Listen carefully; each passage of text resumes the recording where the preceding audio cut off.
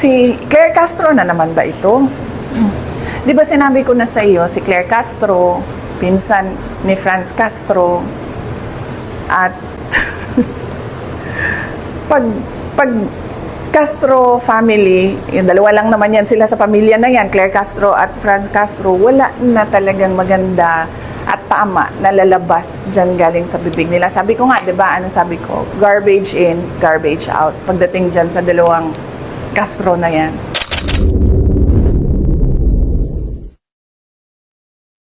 Pag-usapan namin yan ng ating mga defense counsel at pinag-usapan na nila ngayon kung paano nila gagawin yung pag-apply sa summons na.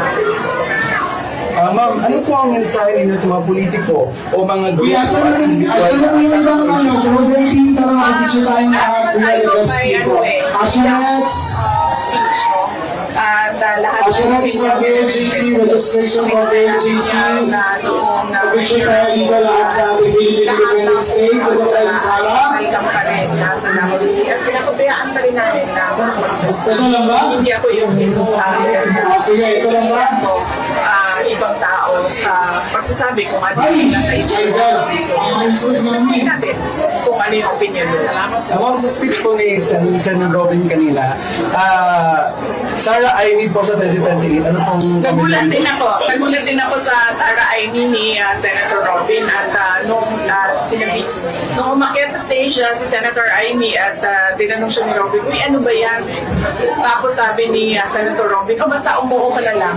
So, hindi ko alam kung anong nasa isip ni Senator Robin. Ano pong mensahe natin sa mga kababayan natin ngayon pong nagdiriwang po tayo ng Independence Day Yes, Pilipinas? unang-una magpapasalamat tayo sa ating mga ninuno, sa ating mga ancestors dahil sa pinaglaban nila na kalayaan natin. At ang pangalawa ay dapat protektahan natin itong kalayaan natin, lalong-lalo na sa mga tao na pansariling interes lang ang kanilang gustong isulong at hindi yung interes ng mamamayan at ng taong bayan at ng bayan. Okay po. Third to the last question, ma'am. Pinagtibay ng Kamara ang House Quad Committee report na nagre-rekomenda ng mas malalim na investigasyon ng Anti-Money Laundering Council sa umano'y joint bank accounts niyo ni dating Pangulong Rodrigo Duterte. Dito po yung sinabi ni Trillanes na naglalaman ng pondo galing sa mga drug lord. Your comment on this, ma'am? Well, sabi ko naman, respetuhin natin ang opinion. So, opinion niya ni Senator Trillanes. Hindi dahil sinabi niya yan, ay yan ang katotohanan. Ma'am, ano pong mensahe ninyo sa ating mga kababayan na nagtipon-tipon po dito para i-celebrate po yung Independence Day? Yes, oo. Sobrang laki ng pagpapasalamat ko sa mga kababayan natin dito sa Kuala Lumpur at sa buong Malaysia, no? Dahil pumunta sila dito sa venue ng ating Independence Day celebration at binigyan nila kami ng pagkakataon na magawa ito sa aming mga opisina na kami ang pumunta sa ating mga kababayan na OFWs at i-celebrate ang Independence Day. Marami sa kanila ang nagpalit ng day off, nag-absent, at kung ano pang pagbabago ng schedule nila ang ginawa para lang dumalo sa ating celebration ngayon. At nagpapasalamat kami doon. At nagpapasalamat din kami sa patuloy nilang suporta sa mga proyekto, programa ng Office of the Vice President. And syempre, nagpapasalamat ako sa mga kasama ko kanina na mga speakers, no? Nandito si Senator Amy Marcos, Senator Robin Padilla, Attorney J.B. Hinlo, Attorney Jimmy Bondong, and of course, si Dr. Richard Mao. Ma'am, last message na lang po. Ano po yung, baka may gusto kayo mensahe para kay Pastor Apollos? Oh, yes, of course. Ang totoo niyan is bago ako lumipad papuntang Hague, ay bumisita ako kay Pastor Apollo Luloy sa Pasig Jail, no? Para unang-una kamustahin siya. Para pangalawa, pag-usapan yung resulta ng eleksyon at paano ginawa yung bilangan. At pangatlo, kung ano yung mensahe niya para kay Pangulong Rodrigo Duterte ay madala ko doon sa ICC Detention Unit. At Masaya ako, nagkaroon ako ng time noong panahon na yon bago umalis na bumisita. At ngayon ay kinakamusta ko siya na sana ay nasa mabuting kalusugan siya at hindi na siya mahawa sa sakit dahil magkakaalam ko sinabi ng doktor hindi na siya pwedeng magkasakit ng pneumonia. At sana ay maresolba na yung kaso niya sa lalong madaling panahon. Ang galing na ng Tagalog ko. Ma'am, salamat. Ma'am, selfie with the group, ma'am. Now. Yes, una-una. Yes, okay lang yung visit. Na-late kami kanina, so 30 minutes late kami. So isang oras na lang yung nagawa namin sa pagbisita namin. And pagdating namin, nag-aantay na siya. And masaya siya nung nakita niya kami kasi alam niya na nandun kami to celebrate pre-birthday with him and with my mother. Ano ba? Tapos, as usual, binilhan ko din siya ng Coke Zero, pero hindi niya ininom. Sabi niya, dalhin lang daw niya sa kwarto yung Coke Zero. Pero isa lang ang pinabili niya. Meron daw ba kayong mga news from the Philippines na na-share sa kanya at ano yung mga reaction niya sa mga news na dala-dala niyo? Yes, nag-share ako ulit. Na-share ko na noon sa telephone call, pero shinare ko din ulit sa kanya na nanalo yung dalawang PDP laban na senator candidates, tapos yung isang guest candidate, si Marcoleta, plus dalawang guest candidate from Alianza, si Senator Camille Villar at Senator Amy Marcos. And binanggit ko din sa kanya na nandito si Senator Amy Marcos pero hindi siya pinayagan ng ICC na makabisita at makausap si dating Pangulong Rodrigo Duterte. At nabanggit ko din ulit sa kanya na nag-submit si Senator Amy Marcos ng kanyang findings sa committee hearings niya from the Senate to the Ombudsman. Ano po yung reaction ni Presidente? Unang-una, nagpasalamat siya at pangalawa, sabi niya gusto nga daw niya sana makausap si Senator Amy kaso hindi nga daw payagan, pero sabi niya there will be another time for that. Okay. GMA?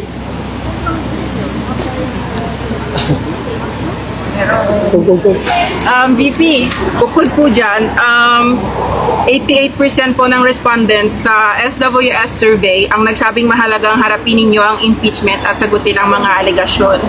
Para raw malinawan ang publiko at malinis ang inyong pangalan. Ano po ang masasabi nyo sa ganitong pananaw? Oh, I totally agree. Kasama ako dyan sa 88% na yan na nagsasabi. At ako ay parang thankful sa opportunity na malinis yung pangalan ko at masagot yung mga akusasyon sa akin. Thank you po sa sagot. And last question po, napagdesisyonan po ng Senado na ilipat sa June 11 magat na yung ating tinig maisog na diretsyong pakikipag-ugnayan sa mamamayang Pilipino. Impeachment is dead. Patay na po yung impeachment na yan.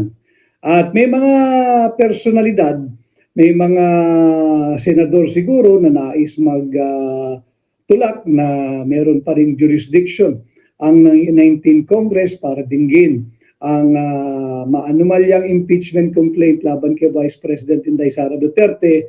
Siguro yung iba gusto makasuot muli ng kanilang robe, yung impeachment judge robe ng Senado para naman maging parte ng kanilang kasaysayan bilang naging senador ng Republika ng Pilipinas. Subalit higit po sa form o higit po sa forma, ika nga, pag-ukulan po natin ng panahon sa ating public discourse yung substance ng maanumalyang impeachment complaint laban kay Vice President Inday Sara Duterte. Pinagtatalunan kung dapat daw pong tumawid o maitawid o makatawid mula 19th Congress papuntang 20th Congress itong maanumalya at unconstitutional na impeachment complaint laban kay Vice President Inday Sara Duterte. Ang dami pong nagtatanong sa akin, ang dami nagmemensahe, ano daw po ang aking legal view ano raw po ang aking legal opinion, ano daw po ang aking political perspective, ano raw po ang aking legal at political stand, kung dapat bang tumawid, dapat bang maitawid, at dapat bang itawid itong maanumalyang impeachment complaint laban kay Vice President Inday Sara Duterte from the 19th Congress to the 20th Congress. Ang sagot po ng inyong lingkod, ang inyong kaibigan, Attorney Vic Rodriguez bilang Pilipino, bilang abogado, bilang maisog, hindi po nararapat itawid.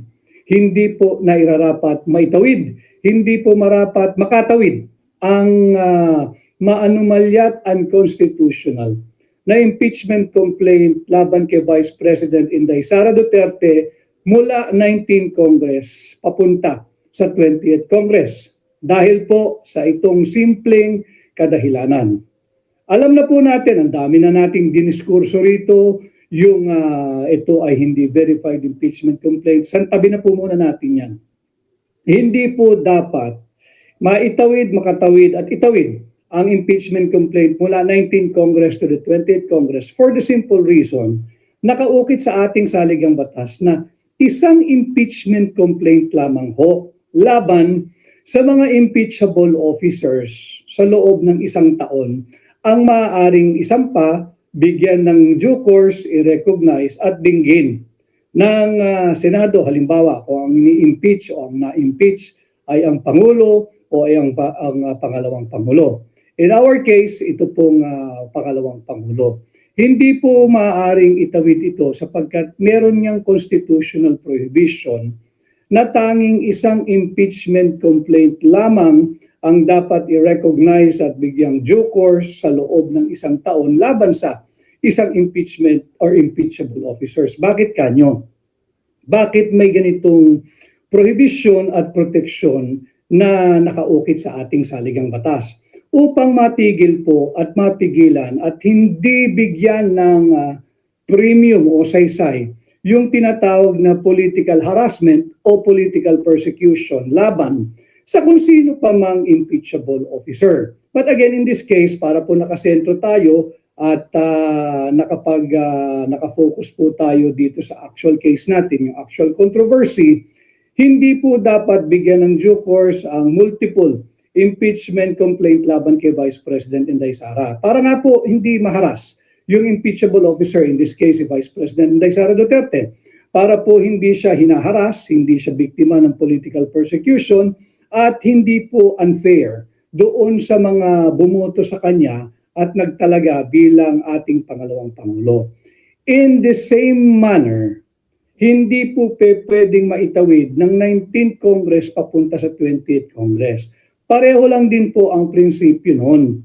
Para nang sa ganun, kung anuman ang political harassment or political maneuverings made by political actors and political players belonging to the 19th Congress will not be, shall never be carried on to the 20th Congress. Yan din po ang purpose niyan, para magkaroon ng hangganan ang political maneuverings, para po magkaroon ng hangganan ang political machinations, para po magkaroon ng hangganan ang political persecution. Pareho lang po yung prinsipyo niyan kung bakit isang impeachment complaint lamang ang maaaring bigyan ng due course sa loob ng isang taon sa laban sa isang impeachable officer. Ganon din po yun.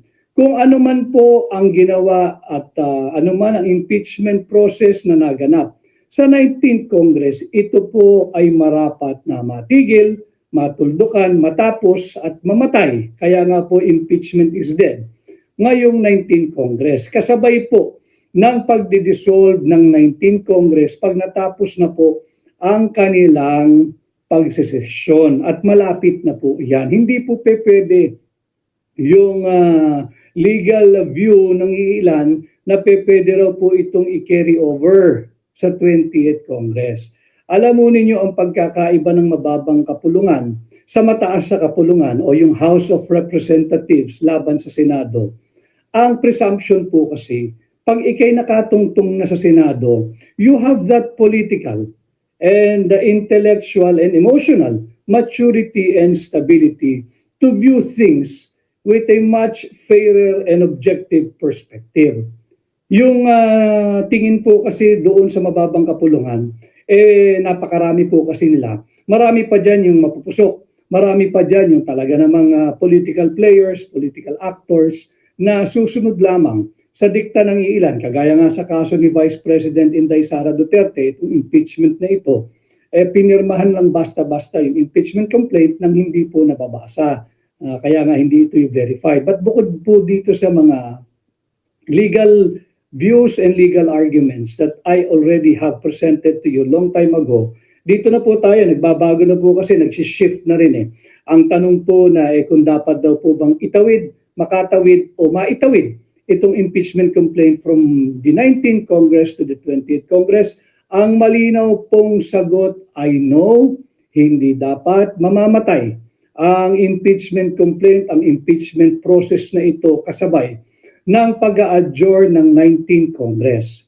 Under the same principle, whether by analogy, by common sense, or by legal point of view, doon din po parehas yan sa justification kung bakit isang impeachment complaint lamang ang maaaring maisampa at bigyan ng due course sa loob ng 1 taon laban sa isang impeachable officers. Para nga po hindi siya maging biktima ng political harassment. Para nga po hindi unduly burden yung impeachable officer na hindi na makakapagtrabaho, hindi na makaka-focus sa public service dahil kinakailangan niyang sagutin ang multiple impeachment complaint at multiple impeachment hearings or trial kung halimbawa pinapahintulutan ng ating konstitusyon na magkaroon ng more than one impeachment complaint at impeachment trial or impeachment hearing sa loob ng 1 taon. Ganon din po ang prinsipyong nakapabalot dito kung bakit pag natapos ang 19th Congress kung saan ay sumampa itong unconstitutional and unlawful and invalid impeachment complaint laban kay Vice President Inday Sara Duterte, tapos na rin po ito. Hanggang dito na lang ito. Hindi pwedeng itawid sa 20th Congress.